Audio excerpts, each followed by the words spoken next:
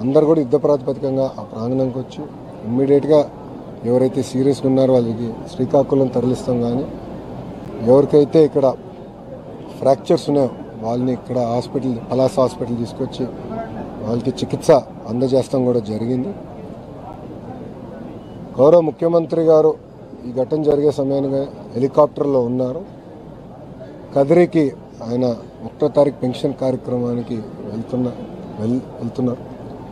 కరెక్ట్గా 12:50 సుమారుగా ఆయన హెలికాప్టర్ అక్కడ ల్యాండ్ అయిన వెంటనే మేము ఆయనతో మాట్లాడటం జరిగింది.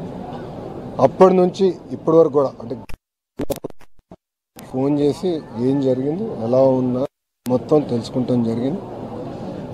గౌరవ ముఖ్యమంత్రి గారి ఆదేశాల మేరకు చనిపోయిన ప్రతి కుటుంబానికి 15 లక్షల రూపాయలు ప్రభుత్వం తరపున ఆర్థిక సహాయం అందిస్తాం జరుగుతుంది. క్రిటికల్గా ఇంజన్ అయిన వాళ్ళకి 3 లక్షల రూపాయలు ప్రభుత్వం ఆంధ్ర రాష్ట్ర ప్రభుత్వం అందిస్తాం జరుగుతుంది. ఈ ఘటన జరిగిన వెంటనే ప్రధానమంత్రి కార్యాలయాన్ని కూడా వివరాలు తెలియజేస్తాం జరిగింది. వాళ్ళు కూడా ఫోన్ చేసి ఏం జరిగింది, ఎలా జరిగిందని కనుక్కుంటాం జరిగింది.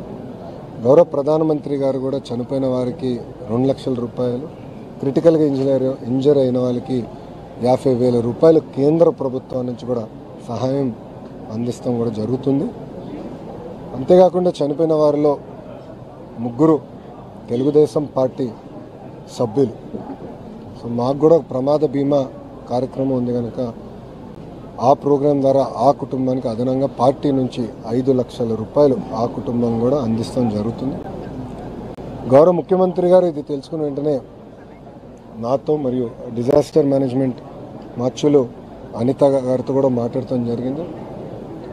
ఇమ్మీడియట్గా రాష్ట్ర వ్యాప్తంగా ఉన్న కలెక్టర్లకి, ఎస్పీలందరికీ కూడా రాష్ట్రంలో ఉన్న అన్ని గుడులకి వాళ్ళ డేట్స్ ఏంటి, వాళ్ళ ప్రోగ్రామ్స్ ఏంటి, గతంలో భక్తులు ఎంతమంది వచ్చారు, రాబోయే రోజుల్లో ఎంతమంది వస్తారు, ముందల నుంచే మొత్తం వివరాలు సేకరించి సీసీటీవీ కెమెరాలన్నీ కూడా ఏర్పాటు చేసి